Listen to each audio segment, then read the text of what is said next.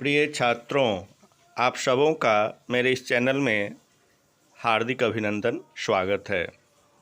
आज मैं स्नातक प्रतिष्ठा तृतीय खंड के छात्रों के लिए विष्णु देवता का स्वरूप वर्णन करने जा रहा हूँ। जैसा कि आप सभी जानते हैं, विष्णु का अर्थ होता है पालन करने वाला। विष्णु एक दिव्य स्थानीय देवता हैं। संपूर्ण ऋग्वेद में विष्णु के स्तवन में, इनकी आराधना में 5 सूक्त प्रयुक्त हैं। यद्यपि संख्या की दृष्टि से इनके सूक्त अत्यल्प हैं, तथापि महत्ता की दृष्टि से अगर देखा जाए तो इनका स्थान सर्वोपरि है। मानवाकृति के रूप में विष्णु को एक युवक एवं विशाल शरीर वाला कहा गया है। इनका सर्वाधिक महत्वपूर्ण कार्य 3 पगों का निक्षेप है।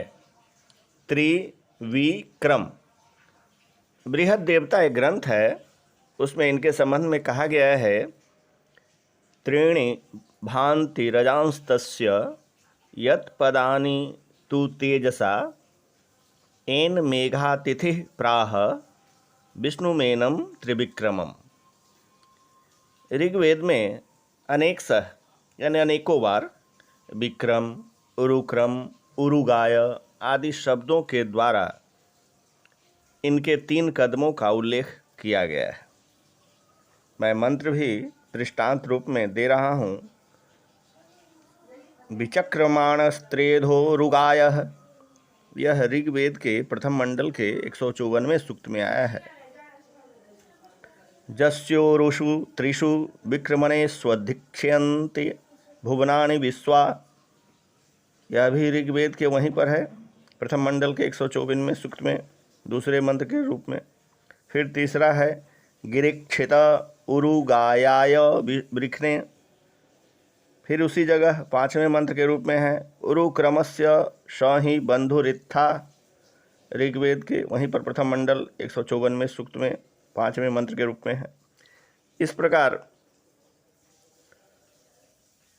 इनका उल्लेख हुआ है।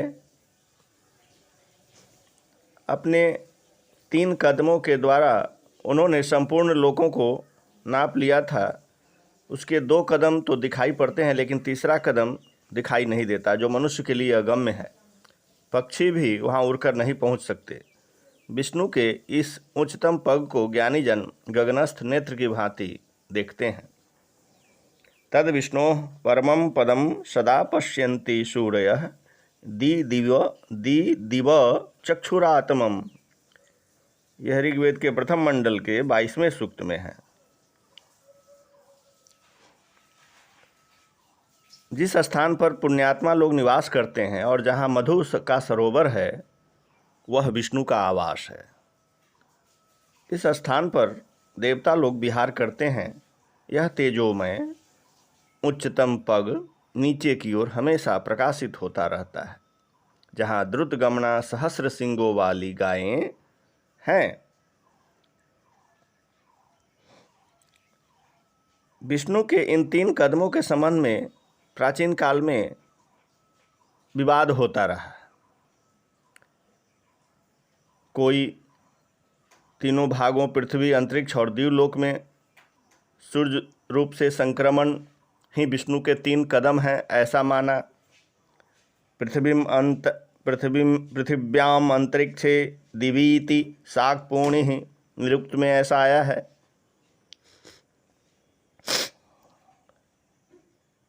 और वाभ के अनुसार सूर्य का उदय होना, मध्याह्न में प्रविष्ट होना तथा अस्त होना, यही विष्णु के 3 कदम हैं। इस कथन को बहुत सारे विद्वानों ने अपना समर्थन दिया है। पाश्चात्य विद्वान Wilson, Max Muller, McDonnell, hog, Whitney, Duchenne, AB Keith England के थे, और निरुक्तकार यास्क, इनके टीकाकार दुर्ग आदि विद्वानों ने भी इस मत का समर्थन किया है। कुछ ब्राह्मण ग्रंथों ने दिवलोकस्थ सूर्य, अंतरिक्षस्थ विष्णु, विद्युत तथा पृथ्वीस्थ पार्थिवाग्नि को विष्णु का 3 पग माना है। वस्तुतः विष्णु सूर्य का ही एक प्रतिरूप है जिसमें गतिशीलता की प्रखर अभिव्यक्ति है। सूर्य के लिए भी अनेकशः विक्रम शब्द का प्रयोग हुआ है। एक स्थान पर कहा गया है कि विष्णु अपने 90 अश्वों को अपने 4 नामों के साथ एक घूमते हुए पहिए के समान गतिशील कर देता है। ध्यातव्य है कि यहाँ पर 90 के साथ 4 को गतिशील करने का तात्पर्य आप सौर वर्ष के रूप में देख सकते हैं। इस संख्या को जब 4 से गुना किया जाएगा 90 को, नवति ही और चत्वारः, तो त्रिषष्ठी ए त्रिशतम षष्ठी दिनानि भवन्ति, 360 दिन होते हैं। इन दिनों में गति अर्थात एक दिन का समाप्त होना और दूसरे का आना सूर्य पर ही निर्भर है। अतः सूर्य को विष्णु रूप मानने में कोई आपत्ति नहीं है। अथर्ववेद का तो सुस्पष्ट कथन है कि वह देवता उष्णता प्रदान करने वाला है। शतपथ ब्राह्मण ने विष्णु को सूर्य सिद्ध करते हुए कहा है कि विष्णु का छिन्न मस्तक ही सूर्य बन गया है। विष्णु के शिरच्छेद की यह घटना तैत्तरीय ब्राह्मण में भी वर्णित है।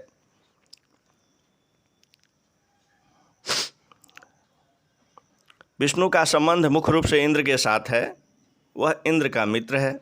पौराणिक कथाओं में उन्हें उपेंद्र भी कहा गया है, अर्थात इंद्र का छोटा भाई। वृत्रवध में विष्णु ने इंद्र की सहायता की, क्योंकि वृत्र संहार के समय इंद्र ने विष्णु को पुकारा, विस्तृत पाद प्रक्षेप करने का अनुरोध किया था। अथा ब्रवीद वृत्रमिंद्रो हनिष्यन् सखे विष्णु वीतरम विक्रमस्व, ऋग्वेद में ऐसा उल्लेख आया भी है।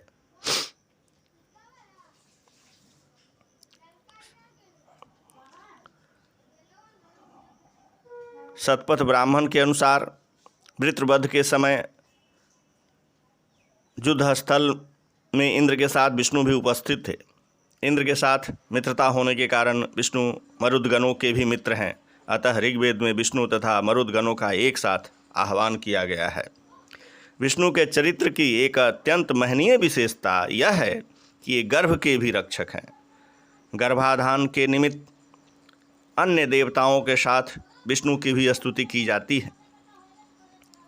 इसके अतिरिक्त विष्णु सदैव परोपकारी, शरणागत रक्षक, भक्तवत्सल, उदार, दयालु, धन संपत्ति का वर्णन करने वाले तथा वर्धन करने वाले तथा त्रिवृत विश्व का भरण पोषण करने वाले हैं।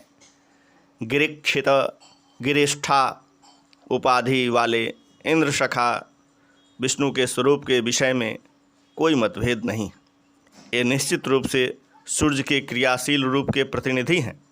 ऋग्वेद में तो इसे सभी देवताओं की समष्टि के रूप में उपस्थापित किया गया है और इंद्र, मित्र, वरुण, सुपर्ण, अग्नि, यम, मातृस्वा आदि कहा गया है। इंद्रम मित्रे वरुणम अग्निम आहुरथो दिव्यः स सुपर्णो गरुत्मान एकम सद्विप्रा बहुधा वदन्त्यग्निम यमम मातरिस्वानमाहु। ऋग्वेद के प्रथम मंडल के 164वें सूक्त में ये 46वें मंत्र के रूप में विद्यमान है। इस प्रकार आपने देखा कि मैंने इंद्र की विष्णु भगवान की स्तुति आपके सामने प्रस्तुत किया हूँ।